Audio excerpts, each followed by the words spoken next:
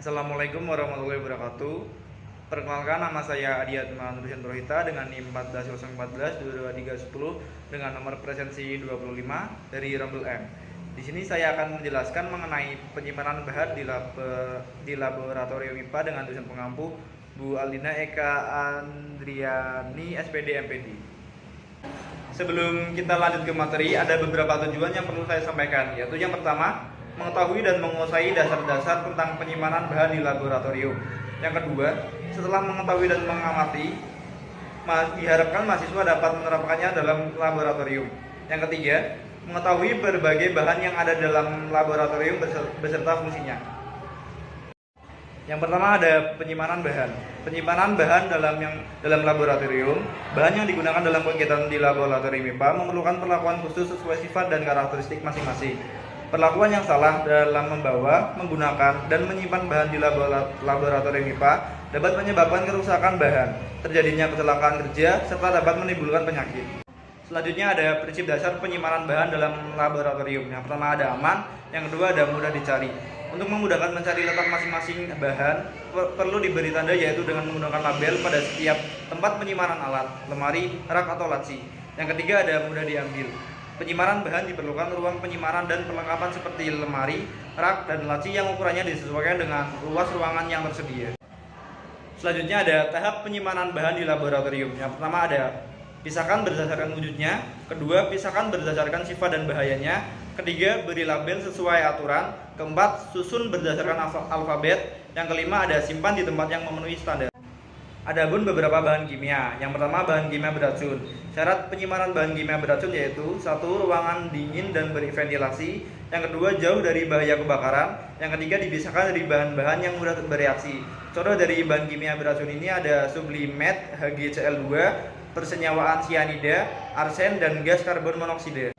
Selanjutnya bahan kimia korosif. Syarat untuk menyimpan bahan kimia korosif ini ada beberapa, yaitu yang pertama, ruangan dingin dan berventilasi, yang kedua, mudah tertutup dan beretiket, dan yang ketiga yaitu dipisahkan dari zat-zat beracun. Contoh dari zat kimia korosif ini yaitu asam-asam, anhidrida asam, dan alkali. Bahan ini dapat merusak wadah dan bereaksi dengan zat beracun. Selanjutnya ada bahan kimia oksidator. Untuk syarat-syaratnya yaitu temperatur ruangan dingin dan berventilasi. Yang kedua, jauhkan dari sumber api dan panas. Yang ketiga ada jauhkan dari bahan-bahan cairan mudah terbakar atau reduktor. Untuk contoh dari bahan kimia oksidator yaitu asam-asam, anhidrida asam, dan alkali. Bahan ini dapat merusak wadah dan bereaksi dengan zat beracun. Selanjutnya yaitu bahan kimia mudah terbakar. Untuk syarat menyimpan bahan kimia mudah terbakar yaitu yang pertama, simpan pada tempat yang dingin dan sejuk. Yang kedua ada jauhkan dari daerah yang ada bahaya kebakarannya. Yang ketiga ada sirkulasi udara yang cukup. Untuk contoh bahan kimia yang mudah terbakar yaitu fosfor, fosfor putih, fosfin, pH 3, dan alkali logam. Selanjutnya yaitu bahan kimia mudah meledak. Untuk syarat penyimpanan bahan kimia mudah meledak yaitu yang pertama, jauhkan dari oli, bensin, dan bahan yang mudah terbakar. Yang kedua, ruang penyimpanan harus kokoh dan tahan api. Yang ketiga ada memiliki sirkulasi udara yang baik dan bebas dari kelembapan. Untuk contoh dari bahan kimia mudah meledak yang pertama yaitu amonium nitrat, TNT, dan nitrogliserin. Yang terakhir ada kesimpulan. Dapat disimpulkan bahwa dalam penyimpanan bahan laboratorium IPA terdapat prinsip dalam penyimpanan bahan laboratorium seperti aman, mudah dicari, dan mudah diambil.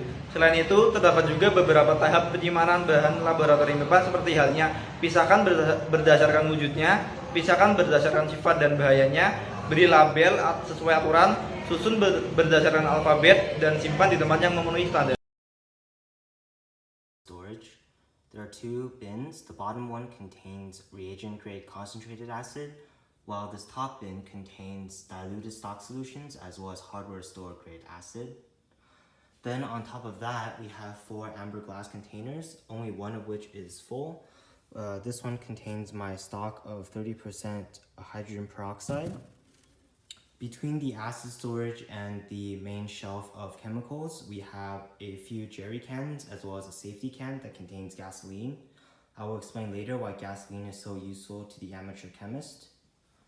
Then on top of this shelf here, we have my element storage as well as metal storage, 2 shelves of solid reagents, and then 2 shelves of liquid reagents. Down here in this drawer on the bottom, we have excess reagents that I couldn't fit on the top shelves. Under my lab bench is where I keep most of my everyday lab supplies. The top left cubby has pipettes, lighters, thermometers, stirring rods. The middle cubby has my density meters, toothpicks, microscope slides for making TLC plates, as well as sample bags. The top right cubby is where I house my test tubes as well as gas syringes. The bottom shelf has my heat sources, including an alcohol stove, a gas stove, as well as alcohol burners, my mortar and pestles, filter paper, funnels, volumetric flasks, as well as graduated cylinders.